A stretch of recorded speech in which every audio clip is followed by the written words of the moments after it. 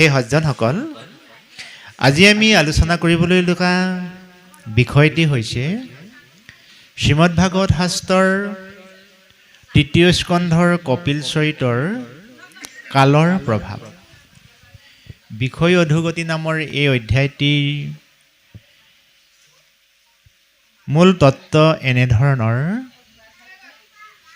মাতৃ পুত্ৰৰ যি কথোপকথন, এই কথোপকথন ইয়াত খুব সুন্দৰকৈ উল্লেখ কৰা হৈছে।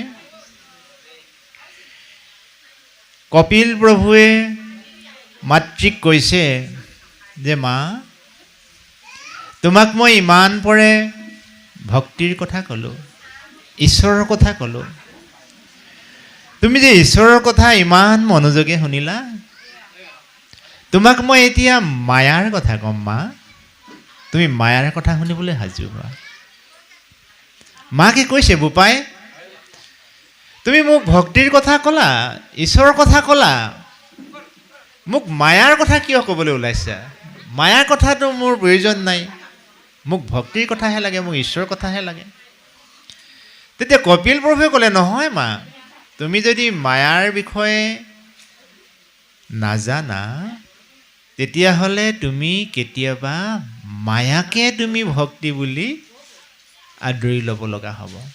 গতিকে মায়াৰ বিষয়ে তুমি জানিব লাগিব। মই যদি জানিবই লাগে বোপাই, তেতিয়াহ'লে কোৱা, মোক তুমি মায়াৰ কথা কোৱা, মই যাতে জীৱনত কেতিয়াও উজুতি খাব লগা নহয়।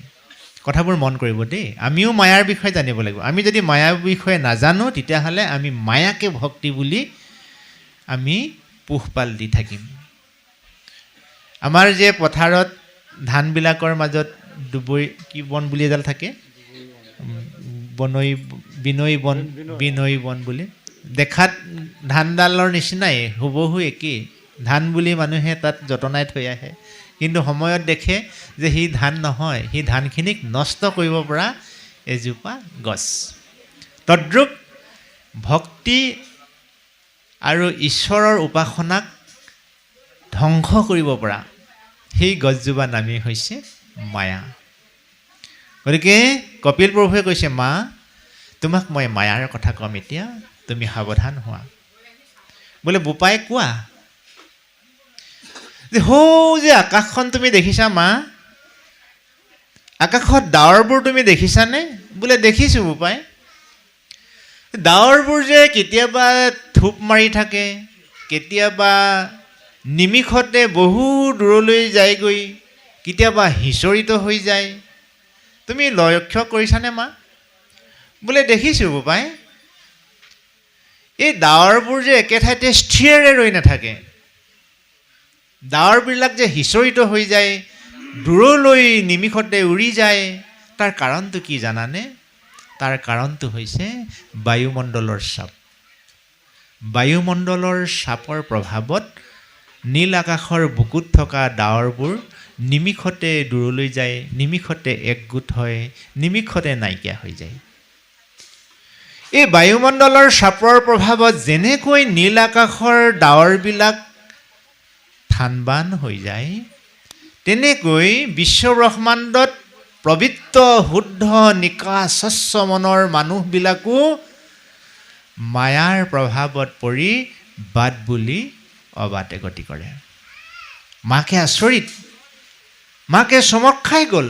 বোলে বায়ুমণ্ডলৰ প্ৰভাৱত ডাৱৰবিলাক যদি নিমিষতে থানবান হৈ যায়, নিমিষতে একগোট হৈ যায়, তেতিয়াহ'লে ভাল মানুহবিলাকো নিমিষতে যেন আজি ভাল সুশিক্ষাৰে শিক্ষিত হোৱা আমি যিজন ল'ৰাক লৈ গৌৰৱ কৰিছিলোঁ, সেই ল'ৰাজন দেখিছোঁ যে যেতিয়া সি উপাৰ্জনমুখী হ'ল, সি গাঁৱৰ মানুহ চিনিয়ে নোপোৱা হ'ল, আত্মীয় স্বজনক সি গুৰুত্বই নিদিয়া হ'ল, আনকি মাক দেউতাক ককাই ভাইকো সি নমনা হ'ল। তাৰ কাৰণটো কি? তাৰ কাৰণটো বোলে মায়াৰ প্ৰভাৱ। আজি যে মানুহে ধৰ্ম কৰিব লাগে, ঈশ্বৰ সেৱা কৰিব লাগে বুলি জানিও ঈশ্বৰ সেৱা নকৰে, তাৰ কাৰণটো কি? মায়াৰ প্ৰভাৱ। আজি যে মানুহে অভক্ষ্য ভক্ষণ কৰিব নালাগে বুলি জানিও অভক্ষ্য ভক্ষণ কৰে, তাৰ কাৰণটো কি? মায়াৰ প্ৰভাৱ।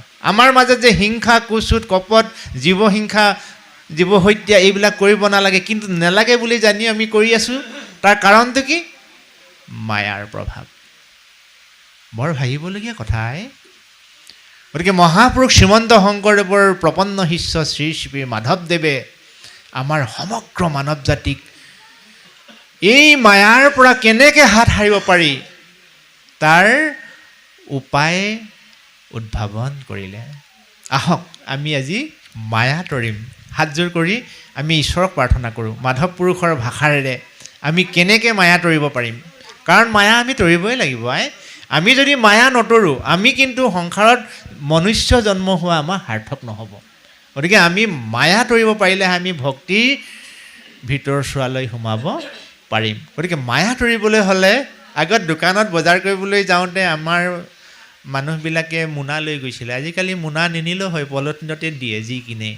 কিন্তু ভক্তিৰ বস্তুটো এনেকুৱা, ভক্তিৰ বস্তুটো ভগৱন্তই দিব, কিন্তু আপুনি খুজি ল'বলৈ হ'লে মোনাটো আমি এনেকৈ দিব লাগিব, একদম হৃদয়ৰ মণি কোঠাত হাতযোৰ কৰি ল'ব লাগিব। তেতিয়াহে আপোনাক ঈশ্বৰে কৃপা কৰোণা কৰিব। আৰু যি হাত দুখন থাকিও যদি আমি হাতযোৰ কৰিবলৈ টান পাওঁ, আমাক কিন্তু সেই কৃপা কৰোণাৰ আমি ভাগি হ'ব নোৱাৰিম। আহক আমি মায়া তৰণৰ বিষয়ে মাধৱদেৱে আমাক কেনেকৈ সমাধান সূত্ৰ দিছে আমি সেই বিষয়লৈ যাওঁ। হৰি গাব আকৌ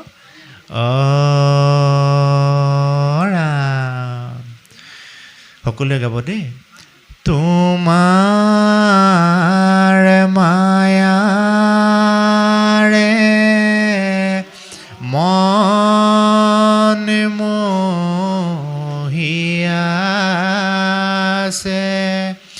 হৰি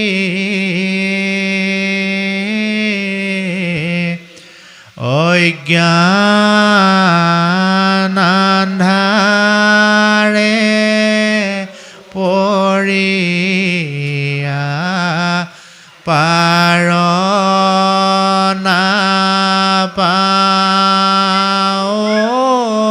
ৰাম ৰাম। অভয় চৰণে শৰণ পখিলো হৰি তোৱা গুণ নাম ভকতি প্ৰদীপ চাওঁ ৰাম ৰাম। তোৱা গুণ নাম ভকতি প্ৰদীপ চাওঁ ৰাম ৰাম। কৃষ্ণ কৃষ্ণ। এতিয়া আমি উপলব্ধি কৰিব পাৰিলোঁনে আমাৰ মনটো, এই যে দেহাটোৰ পৰিচালকজনৰ নাম হৈছে মন।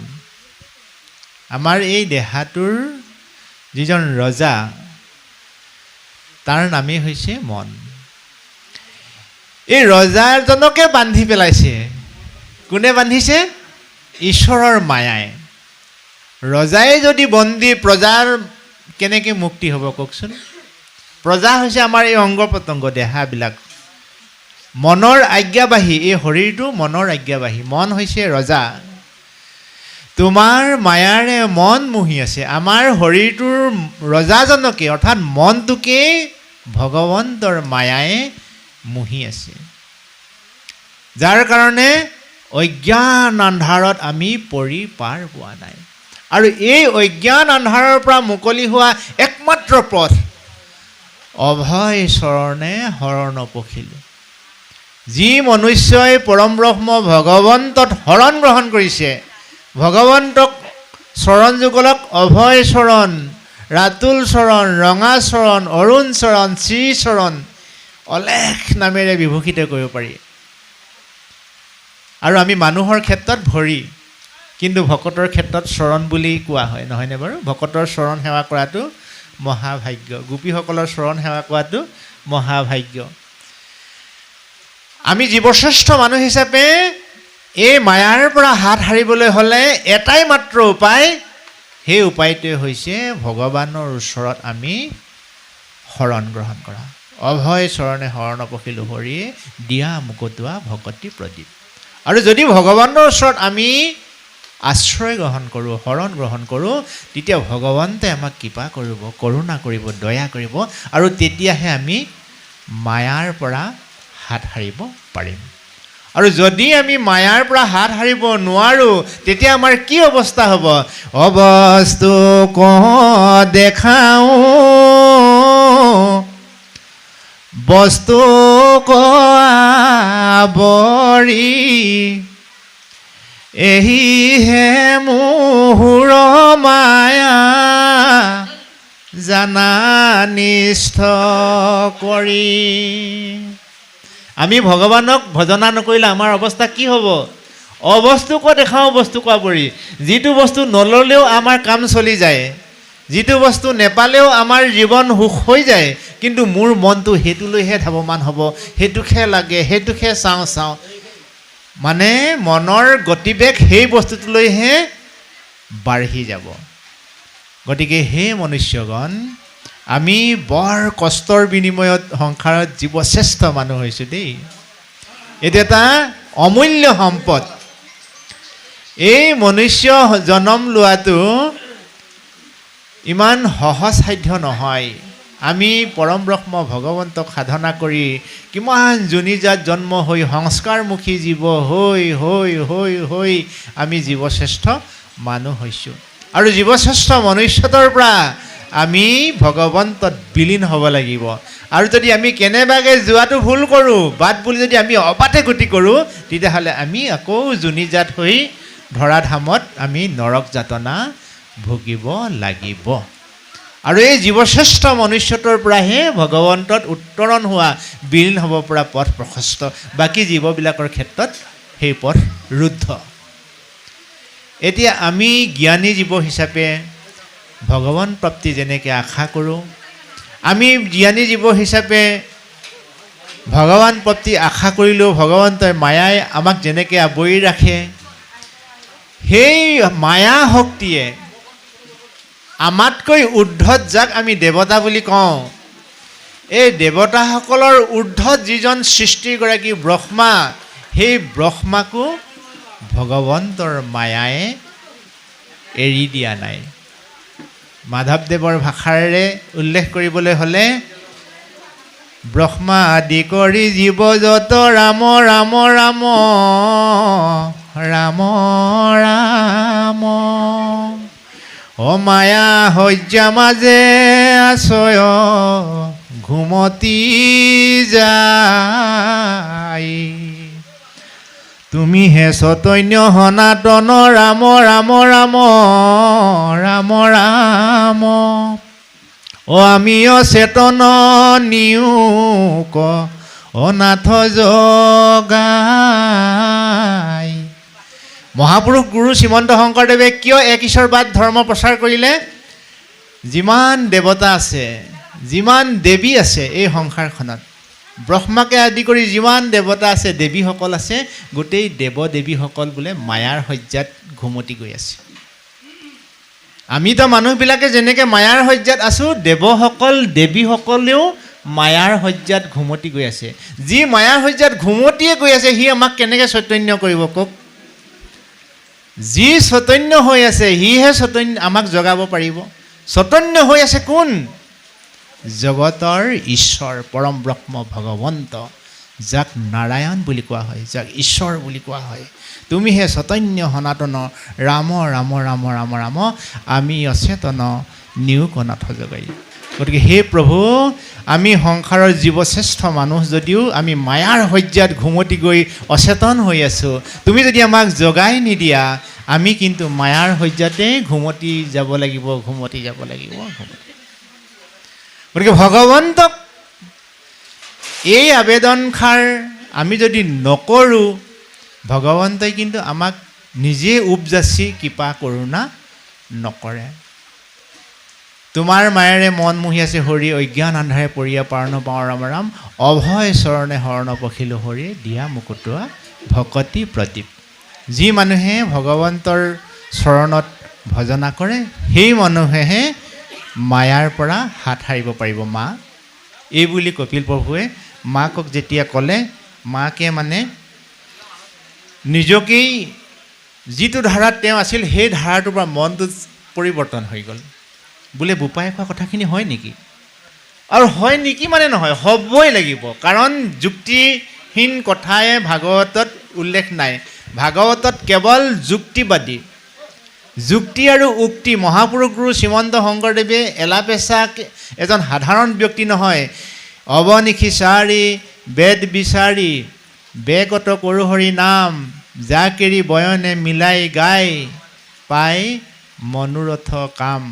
সংস্কৃতৰ জটিল জটিল শব্দবিলাক দিন ৰাতি একাকাৰকৈ অধ্যয়ন কৰি কেৱল এই ধৰ্মগ্ৰন্থবিলাকে নহয়, বিশ্বজগতত থকা যিমানবিলাক গুৰুৰ ৰচনাৱলী আছে আটাইবিলাক অধ্যয়ন কৰি জানি বুজি মহাপুৰুষ শ্ৰীমন্ত শংকৰদেৱে এই শ্ৰীমদ ভাগৱত শাস্ত্ৰ আমাৰ মাজলৈ জীৱসকলৰ তৰণৰ বাবে আগবঢ়াই দি গৈছে। আৰু এই ধৰ্মশাস্ত্ৰত কেৱল ঈশ্বৰৰ গুণনাম, কেৱল ঈশ্বৰৰ গুণনাম, কেৱল ঈশ্বৰৰ গুণনাম। গতিকে এই ঈশ্বৰৰ গুণনাম সমৃদ্ধ ভগৱন্তৰ অমৃতবাণীত আমি যদি আওকাণ কৰোঁ, তেতিয়াহ'লে আমাক ভগৱন্তৰ মায়াই যদি বান্ধি ৰাখে, ভগৱন্তৰ মায়াই বান্ধিলে আমাৰ অৱস্থা কি হ'ব, এই কথাষাৰ আকৌ বৰ্ণনা কৰিছে। গৃহ ক্ষেত্ৰ পুত্ৰ মিত্ৰ দেহ আদি যত হবে ইটো হবে মিছা পৰমাৰ্থ বিচাৰত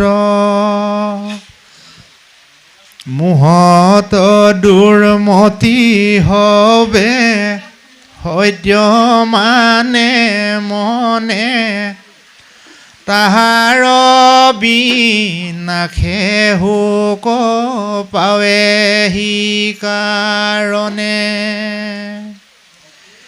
আমাক যে ধন টকা পইচা লাগে, আমাক যে সা সম্পত্তি লাগে, আমাক যে মান মৰ্যাদা লাগে, এইবিলাক মানুহৰ প্ৰয়োজনীয় বস্তু। এইবিলাক অপ্ৰয়োজনীয় নহয়। এনেই যে কথা এষাৰ নকয়, ধনেই ধৰ্মৰ মূল, ধন নহ'লে যায় জাতিকুল, নহয়নে বাৰু? এইবিলাক আমি যদি ভাবোঁ মিছা কথা, কিন্তু নহয়, সঁচা কথাই হয়। কিন্তু তাতো ভাগ আছে। সংসাৰৰ যিটো জীৱন প্ৰণালী আৰু ভক্তিৰ যিটো জীৱন প্ৰণালী, এই দুটা বেলেগ বেলেগ বস্তু। ভক্তিৰ বিচাৰটো হৈছে পৰমাৰ্থ বিচাৰ। আমি আমাৰ মাজত বিভিন্ন ভাষা ভাষী, বিভিন্ন সম্প্ৰদায়, বিভিন্ন জাত পাতক লৈ পেলাই আমি ভাগ ভাগ কৰি লৈছোঁ। কিন্তু পৰমাৰ্থ দিশত ভগৱন্তৰ বিচাৰত সেইবিলাকৰ কোনো অৰ্থ নাই। ভগৱন্তৰ দৃষ্টিত আমি এক ঈশ্বৰৰ সন্তান। আমাৰ ভোগবোৰ এক, আমাৰ দুখবোৰ এক, আনন্দবোৰ এক, টোপনি এক, মৰম চেনেহ এক, আমাৰ চবৰে এক নহয় জানো? তেনেস্থলত মই মোৰ হোৱাটোহে বিচাৰোঁ, মোৰ ওচৰজনৰ হোৱাটো নিবিচাৰোঁ। এইটো কেনেকুৱা কথা? বৰ দুখ লগা বিষয়। দুজন বন্ধুৱে বৰ নলে গলে লগা আছিল। এজন বন্ধুৰ বিপদৰ সময়ত লগৰ বন্ধুজনক ক'লে যে, বন্ধু, মোৰ এই সমস্যাটোৰ কাৰণে মই কোনো উপায় অৱলম্বন কৰিব পৰা নাই। গতিকে মই এই সমস্যাটো সমাধানৰ বাবে মোৰ একমাত্ৰ গাড়ীখনকে মই বিক্ৰী কৰি দিম বুলি ভাবিছোঁ পাই। তেতিয়া সেই ব্যক্তিজন যদি সঁচা বন্ধু হয়, তেতিয়া তেওঁ ক'ব যে তোমাৰ এই সমস্যাটো সমাধানৰ কাৰণে তুমি গাড়ীখন তুমি লৈছিলাহে, তাতোতকৈ তুমি এই কামটো নকৰা কিয়? এই বুলি তেওঁৰ লগত সহযোগিতা কৰি তেওঁ সমস্যা সমাধান কৰি দিব।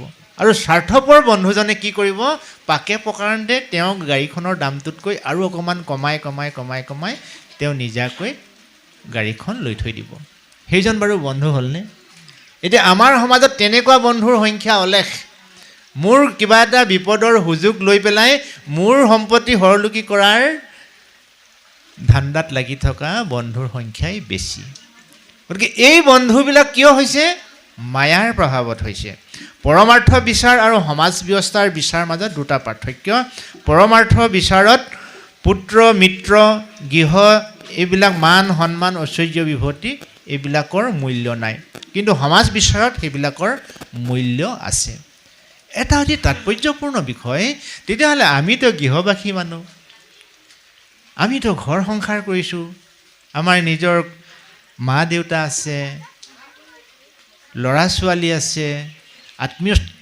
স্বজন আছে তেনেস্থলত আমি বাৰু ঈশ্বৰ প্ৰাপ্তি নহ'ম নেকি ঈশ্বৰৰ কথাবোৰচোন বৰ জটিলকৈ কৈছে আমি বাৰু ঈশ্বৰক সঁচাকৈ কৃপা কৰোণা নেপাম নেকি তেনেকুৱা এটা ভাৱ নহয়নে বাৰু যিহেতু এটা পিঞ্জৰাৰ মাজত আমি আবদ্ধ ঘৰখনৰ আত্মীয় স্বজনৰ মৰম চেনেহত বান্ধ খাই থকা আমি জীৱ গতিকে আমি কেনেকৈ ঈশ্বৰ প্ৰাপ্তি হ'ম গতিকে হে মনুষ্যগণ তুমি ঈশ্বৰ প্ৰাপ্তি হোৱা অত্যন্ত সুগম পথটো ধৰ্মগ্ৰন্থৰ বাদে বিশ্ব ব্ৰহ্মাণ্ডত তুমি যিমান দূৰ ঘূৰি ফুৰিলেও ক'তো নোপোৱা ধৰ্মগ্ৰন্থত সেই সুগম পথ এনেকৈ আছে গীতাশাস্ত্ৰত সখা অৰ্জুনক কোৱাৰ চলৰে কৃষ্ণই কৈছিল অসংসাৰ স্বৰূপে গৃহ অন্ধকূপে তলগৈলোনি তেনিত কিন্তু ৰাম নামে সংসাৰ দহয় ইটো কোন প্ৰায়চিত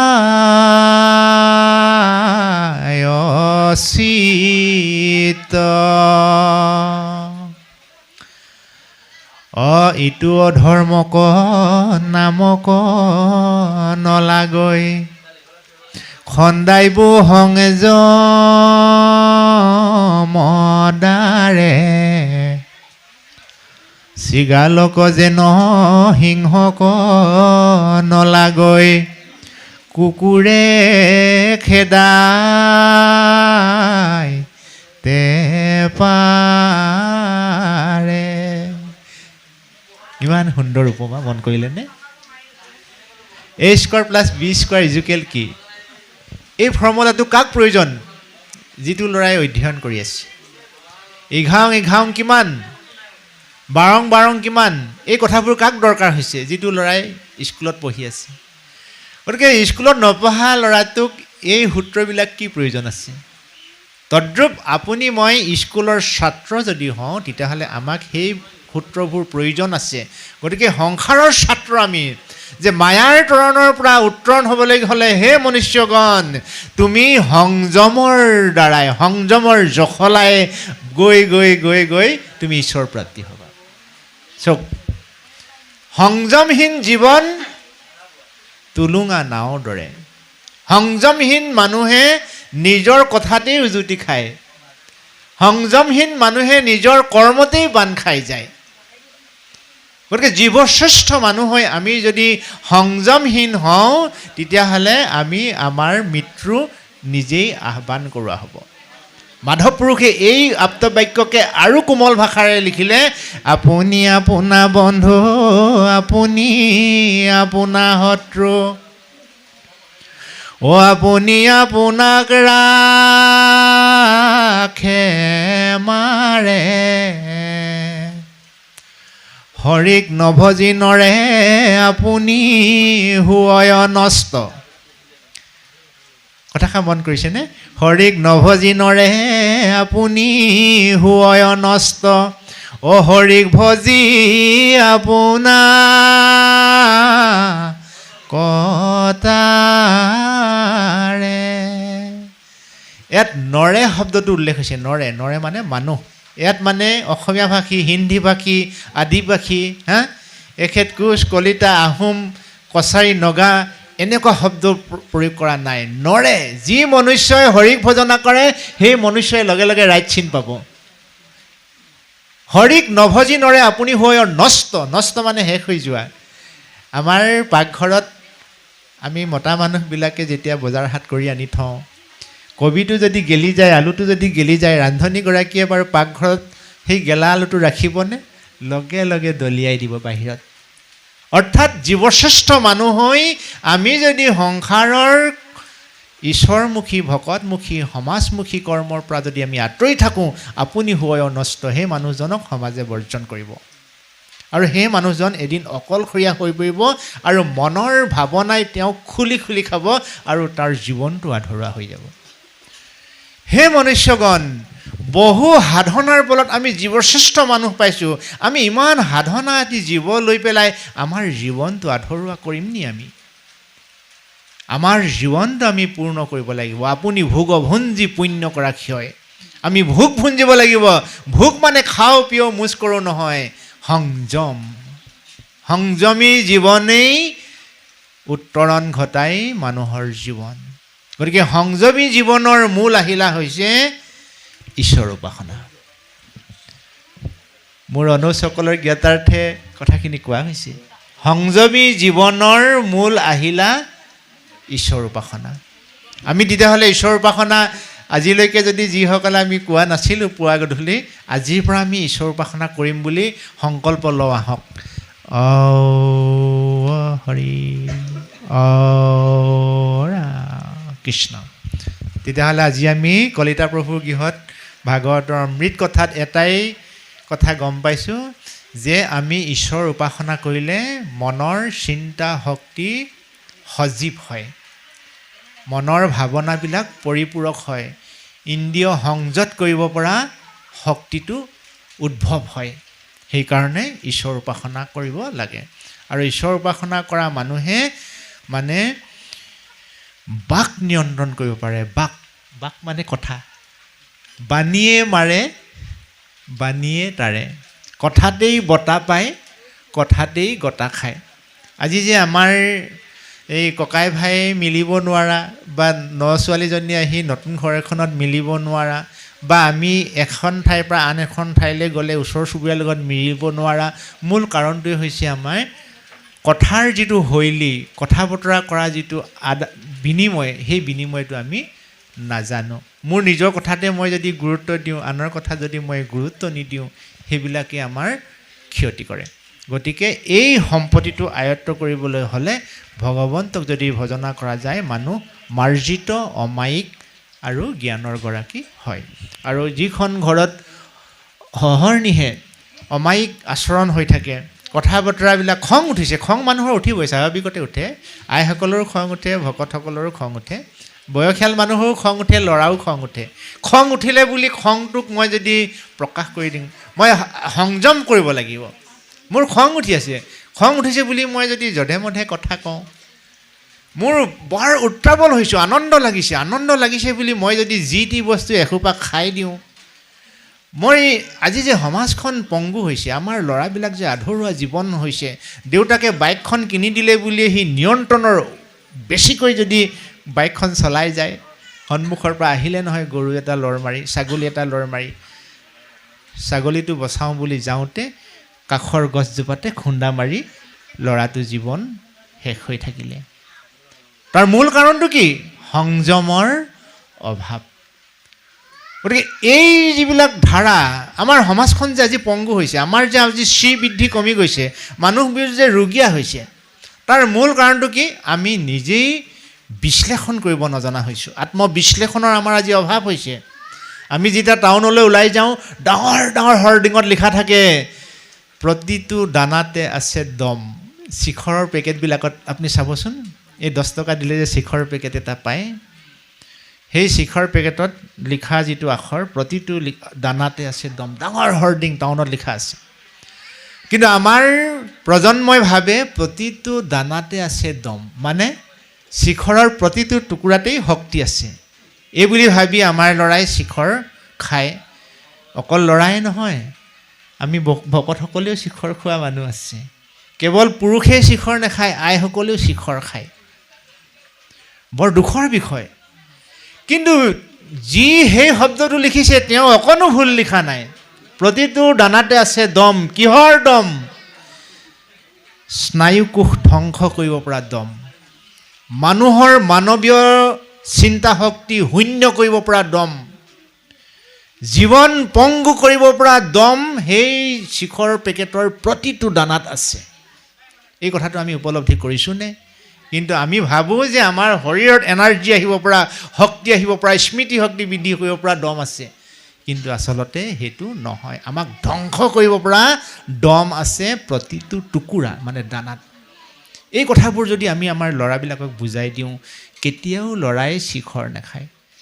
আজি শিখৰটো আৰম্ভণি, প্ৰাথমিক স্তৰ। যেনেকৈ প্ৰাথমিক, তাৰপিছত হাইস্কুল গ'ল, কলেজ গ'ল, বিশ্ববিদ্যালয়, মহাবিদ্যালয়, তদ্ৰূপ আজি ল'ৰাই শিখৰ খালে, কালিলৈ চাদা খালে, পৰহিলৈ চিগাৰেট খালে, তাৰ পিছদিনাখন মদৰ বটল খালে, তাৰপিছত আপোনাৰ ড্ৰাগছ খালে, জীৱন পংগু। গতিকে এয়াই জানো আমাৰ কাম্য? সাধুৰ সন্তান যদি দুষ্টমতী হয়, সাধুৰ সন্তান যদি দুষ্টমতী হয়, পিতৃ মাতৃৰ মনে একো সুখ নাথাকে। মোৰ ল'ৰা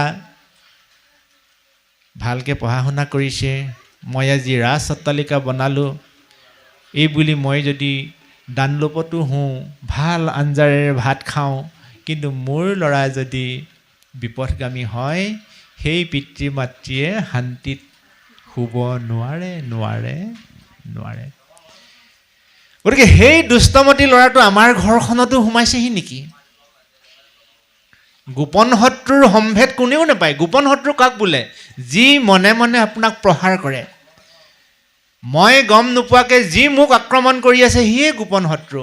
আমি সকলোৱে মানুহেই ভাল মানুহ, কিন্তু ভাল মানুহৰ ভিতৰতো যে বেয়া মানুহ ওলাই যায়।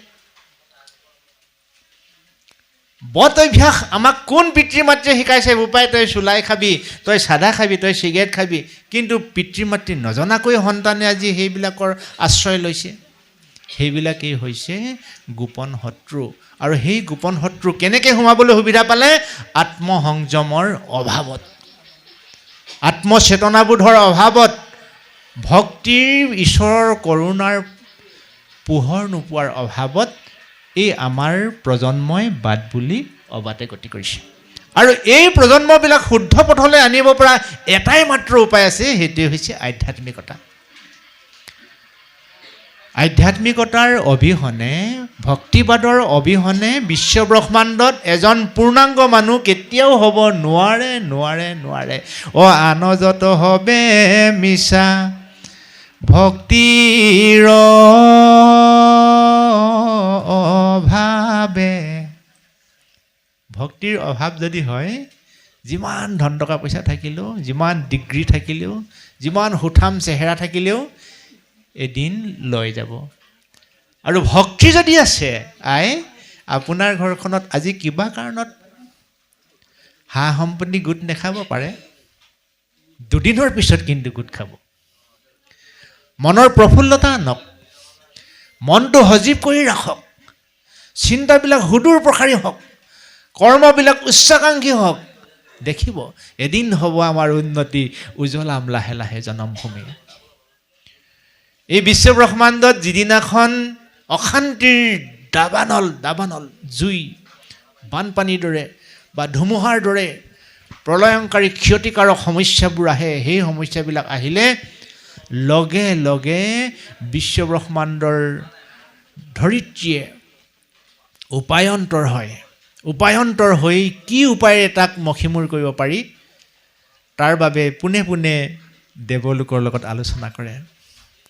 এই ধৰাধামৰ যেতিয়া চাৰিওফালৰ পৰা সমস্যাৰে জৰ্জৰিত হৈছিল, তেতিয়া বসুমতী আয়ে দেৱগণৰ সহিতে ব্ৰহ্মাকে লগত লৈ ভগৱন্তক আৰাধনা কৰিছিল। আৰু ভগৱন্তক আৰাধনা কৰাত ভগৱন্তই প্ৰসন্ন হৈ ধৰিত্ৰীৰ বুকুত নিজেই নৰকাইলৈ জন্ম হৈ দুখ হৰণ কৰিম বুলি যেতিয়া আকাশীবাণীৰ যোগেদি বাৰ্তা দিলে, লগে লগে দেৱগণেও আহি এই ধৰাধামত পৰম ব্ৰহ্ম ভগৱন্তক আদৰ সম্ভাষণ জনাবৰ কাৰণে বিভিন্ন ৰূপত জন্ম ল'লেহি। কোনোবাই লগৰ সমনীয়া হ'ল, কোনোবাই গাই গৰু হ'ল, কোনোবাই জীৱ হ'বলৈ উপায় নাপায় তৰুতীৰ্ণ হ'ল, ইত্যাদি ইত্যাদি হৈ এই ধৰাধামত তেওঁলোকে আবিৰ্ভাৱ হৈছিল। আৰু এই পৰম ব্ৰহ্ম ভগৱন্তই সংসাৰত শান্তি প্ৰতিষ্ঠাৰ কাৰণে, সত্য প্ৰতিষ্ঠাৰ কাৰণে লীলা অৱতাৰ কৰিছিল। ঈশ্বৰে যে কংসক বধিবৰ কাৰণে সংসাৰলৈ আহিছিল এনে নহয়, তেওঁ লীলা কৰিবৰ কাৰণে আহিছিল। ঈশ্বৰে সংসাৰত লীলা কৰিবৰ কাৰণে আহিছিল। জগতৰ ঈশ্বৰ পৰম ব্ৰহ্ম ভগৱন্তক কামনাপূৰ্বকভাৱে ভজিছিল কাৰণে পিতৃ মাতৃৰ সন্তান হিচাপে জন্ম হ'ল, কিন্তু লালন পালন কৰিবলৈ নেপালে। কোনোবাই লালন পালন কৰাৰ কাৰণে ঈশ্বৰক আৰাধনা কৰিছিল, তাৰ কিন্তু বাকী সোৱাদখিনি নেপালে। গতিকে আপুনি মই যে নিষ্কামভাৱে ঈশ্বৰক আৰাধনা কৰিব লাগে, কোনো আশা নকৰাকৈ ঈশ্বৰক যে পূজা সেৱা শ্ৰদ্ধা ভক্তি কৰিব লাগে, এইটোৱে। আমি যদি নিষ্কামভাৱে পৰম ব্ৰহ্ম ভগৱন্তক উপাসনা কৰোঁ, ভগৱন্তই আমাক সকলোখিনি দিব। আৰু যদি আমি আশা কৰি ভগৱন্তক পূজা সেৱা কৰোঁ, সেই আশাটো পূৰণ হ'ব, বাকী আশাখিনি আমাৰ ৰৈ যাব। 100টা আশাৰ ভিতৰত আমি যদি এটা আশা পূৰণ কৰোঁ, বাকী 99টা আশাই ৰৈ যাব। সেইকাৰণে আশাবিহীনভাৱে নিষ্কামভাৱে ভগৱন্তক যি মনুষ্যই ভজনা কৰে, সেই মনুষ্যই জীৱন তৰিব পাৰিব, মায়াৰ পৰা হাত সাৰিব পাৰিব।